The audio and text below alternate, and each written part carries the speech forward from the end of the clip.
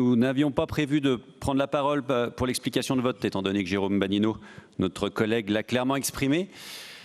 Mais quand même, quand on entend durant toute une après-midi notre opposition et particulièrement les élus écologistes, quand on prend connaissance d'une soixantaine d'amendements qui nous sont présentés, il faut quand même se rendre à l'évidence.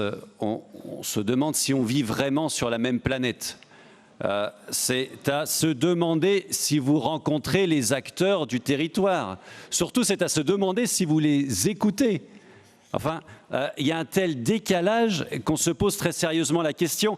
Comment oser nous demander, notamment lors des commissions la semaine dernière, de prôner la décroissance, alors que nous sommes dans une crise qui demande au contraire de tout faire pour encourager l'économie dans notre région, pour pérenniser nos emplois, nos entreprises et donc créer de la croissance. Enfin, vous avez passé des heures durant à nous expliquer que finalement les monnaies locales étaient devenues l'alpha et l'oméga et l'instrument pour pérenniser nos entreprises, que sur les centaines de filières qui existaient, une seule appelait votre attention et qu'il fallait agir urgemment, c'est cette filière résiliente évidemment, qui est celle de production du chanvre.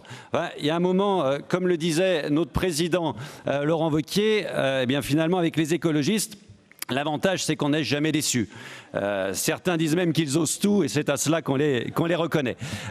De notre côté, je vous le redis, nous voterons confiants et enthousiastes pour ce grand plan régional en faveur de l'économie, de l'emploi, de l'innovation, de la formation, qui répondra sans nul doute aux attentes et aux besoins des acteurs de notre territoire. Je vous remercie.